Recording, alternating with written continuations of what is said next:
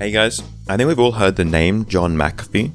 McAfee software is of course one of the most well-known PC softwares. Every time you go to buy a new PC or laptop, it's always the first thing you uninstall. But what you might not have heard of is the fascinating and just fucking weird story of its founder, John McAfee. And if you have heard about his life, this video is a complete waste of time. Just put it down and spend some time with the kids. John David McAfee was born just 2 weeks after the end of World War II in 1945, and he had already surprised his parents at a young age with these incredible gifts. By the time he was 15 months old, he could speak fluent English. At 4, he had already mastered basic calculus, and at age 8 years old, he was already snorting crack off the backside of a woman. The point is, life was good for the young McAfee. He went on to study maths at college and started working in some very impressive jobs at major tech companies, such as a programmer for NASA, Xerox, and Lockheed Martin. On paper, it all sounds very reputable and respectable, but the reason he had so many jobs in such a short period of time was because he was taking a shit ton of drugs. Mountains and mountains of the stuff. He was even dealing drugs on the side just to buy more drugs. Apparently, he even got fired once for taking DMT 15 minutes before walking through the door. Like ayahuasca? Yeah, that's one of them. Sure. Have you done it? How did you find out about DMT? Supposedly, after this he straightened his life up and was able to get a job at Lockheed Martin, where he worked on nuclear planes and shit probably. It was here, in 1980-something, that the first computer virus began circulating throughout the world. It was called the brain computer virus, and it was truly a malicious piece of software. It would infect itself onto the computer and corrupt 5 whole kilobytes of storage, while also telling the victim the name, phone number, and home address of its creator. These were truly criminal masterminds. McAfee found a copy of the virus while working at Lockheed Martin, and the concept of a virus fascinated him so much that in his spare bedroom he set out to create the first antivirus. And the rest, as they say, is history. In his spare bedroom, he would go on to make McAfee Associates, and their first all-in-one PC antivirus was developed within the year. McAfee actually made it free for the public, except very, very cleverly, there was a clause that private companies were expected to pay for its licensing, which meant that just like the drugs he was addicted to before, the first hit was always free, but as soon as you became dependent on it, McAfee was getting paycheck after paycheck.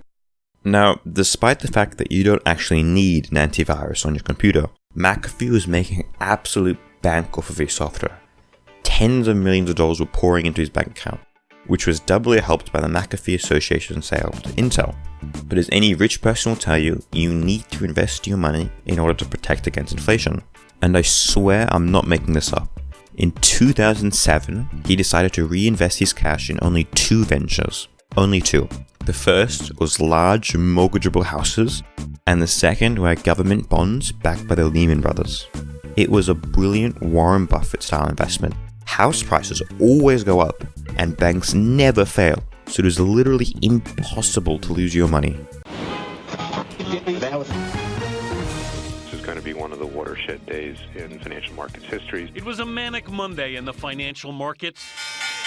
The Dow tumbled more than 500 points after 2 pillars of the street tumbled over the weekend.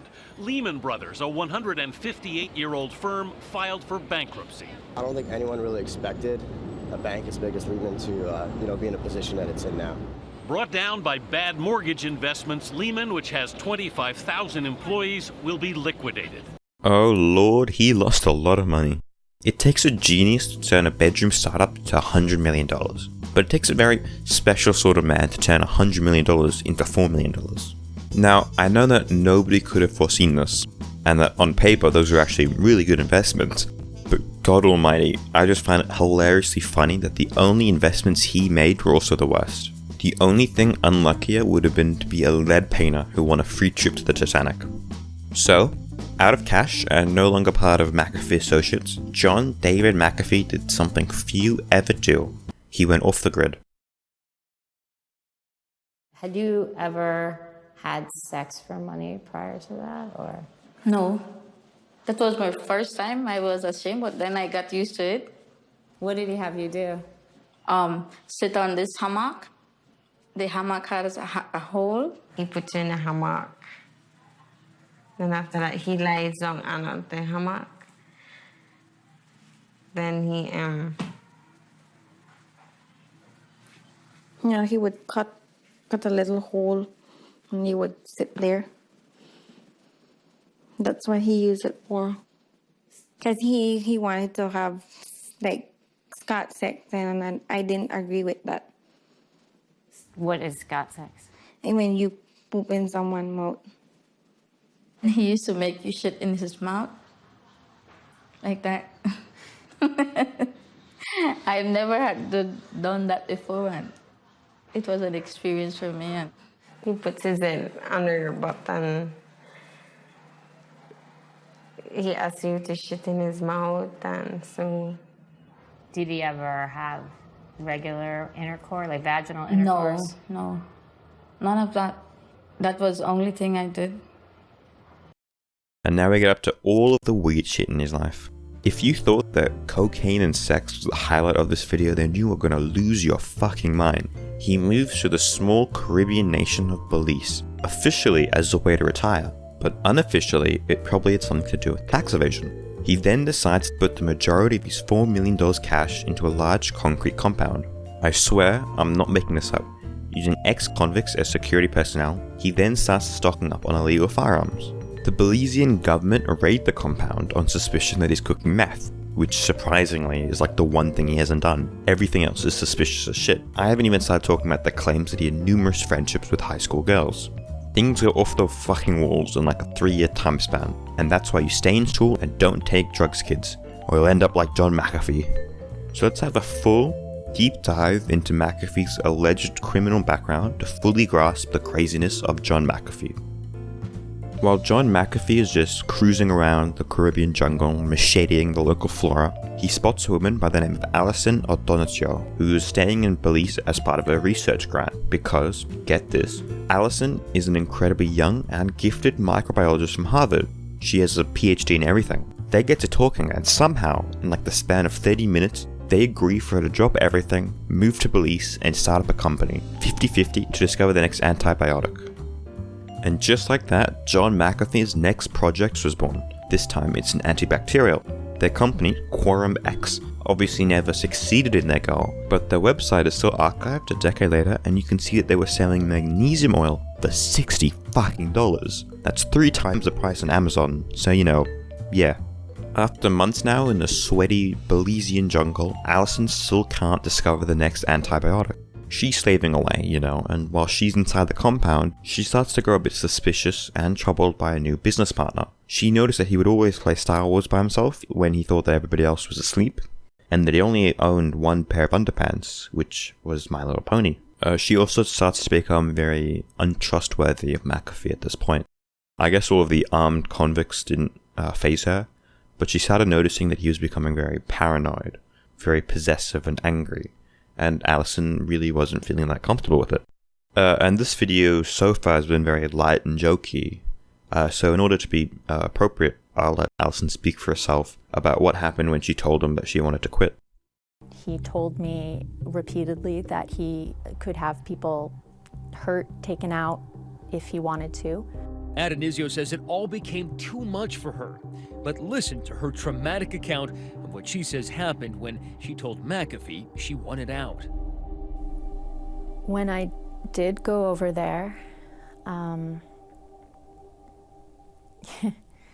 the conversation did not go as I expected, and God, I feel so stupid. She wasn't able to go on. I'm sorry, The one time she was able to describe publicly what she says happened was in a documentary film about McAfee called Gringo. I told him I had a headache, and he brought me, he went into the other room and he brought me 2 pills and a glass of orange juice. It tasted foul. She says he drugged her with that juice and then raped her. I only have sort of flashes of recollection. He was standing over me, naked. I grabbed my clothes. I don't even remember taking them off. Yeah, I don't know how to address that. She obviously left police as soon as she was able to, but unfortunately the crime is out of the jurisdiction of the United States Police, so she can't file a case against him. McAfee obviously claims that he's innocent, but if you look at how he responds, it's obvious that he's just such a fucking cunt. Alison Adonicio, a madwoman. A madwoman? A madwoman. Well, she claims that you raped her. You drugged her and raped her. Well, she can claim whatever she likes. Never had sex with her, certainly never raped her. She seemed rational. She was not. Because it's never been determined in a court of law, we can't explicitly call him the R word. But I think we can all agree, John McAfee is such a fucking cunt. Sometime after that ordeal, McAfee is left all alone. It's just him, his dwindling pile of cash, and his 47 children. He's sitting around, nothing to do but twiddle his thumbs, when suddenly he gets a knock at the door. He opens the door to see his neighbor, Gregory Fall. Gregory is all up in his shit.